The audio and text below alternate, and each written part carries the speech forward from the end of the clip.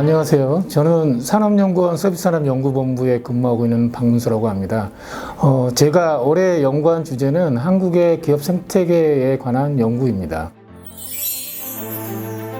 먼저 기업 생태계의 전반적인 특징을 살펴보면 우리나라 기업 생태계 내 기업의 분포는 다수의 소규모 기업 집단과 소수의 대기업이 기업 생태계 내에 동시에 존재하고 있어 몇 감수 분포를 따르고 있다는 것을 확인할 수 있었습니다. 또한 이들이 계층적 구조를 띠고 있는 것 역시 확인되고 있습니다. 기업의 이동성 측면에서는 기존 기업의 고착화 현상이 강화되고 있어 생태계 역동성은 크지 않은 것으로 파악되고 있습니다.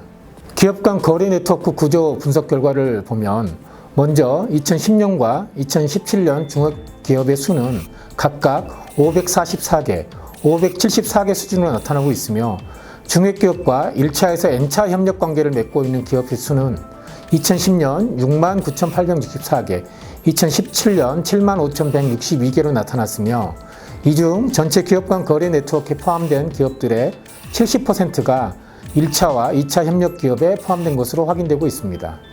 대기업, 중견기업, 중소기업의 2010년 기업 간 총 거래 횟수는 82,095회로 나타났으며 총 거래 금액은 304조 4,516억 원을 기록하고 있습니다. 2017년에는 기업 간 총 거래 횟수는 2010년 대비 24% 이상 늘어난 10만 2,056회를 기록하고 있으며 거래 금액 역시 약 21% 늘어난 367조 4,516억 원으로 나타나고 있습니다. 거래관계 중복성의 경우 섬유의복, 가죽이나 식품 음료와 같은 경공업 소비재 업종은 업종 내 기업들이 거래 네트워크의 중심을 이루고 있어 네트워크의 독자성이 강하게 나타난 것으로 확인됩니다.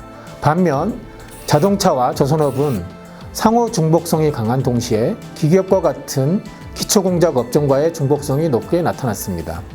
전자전기 통신업, SI의 경우 서로 중복성이 높아 관련 부품의 중간재 공급 업종과 최종재를 생산하는 업종 간 거래 네트워크가 강하게 존재하고 있음이 확인되고 있습니다.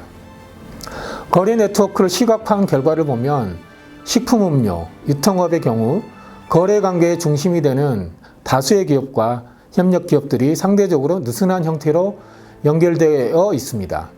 반면 전자나 전력가스에서는 삼성전자, 한국전력공사 같은 하나 혹은 소수의 핵심 기업을 중심으로 거래 네트워크가 구성되어 있다는 것을 확인할 수 있습니다. 전기, 자동차, 조선, SI 등의 거래 네트워크 역시 소수의 기업을 중심으로 이루어져 있음을 알 수 있습니다. 하지만 기계, 건설, 석유화학, 철강금속, 통신앱의 경우에는 중간 수준의 네트워크 구조가 관찰되고 있습니다. 본 연구가 정책적 시사점을 도출하기 위한 본격적 분석을 담고 있지 않아 구체적인 정책적 시사점을 제시하기는 어렵지만 두 가지 정도의 시사점을 언급할 수 있을 것 같습니다.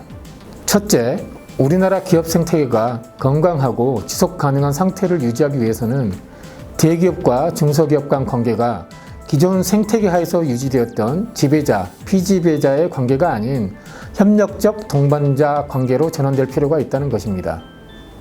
두 번째로는 생태계 내 플레이어들의 역할을 정리할 필요가 있다는 것입니다.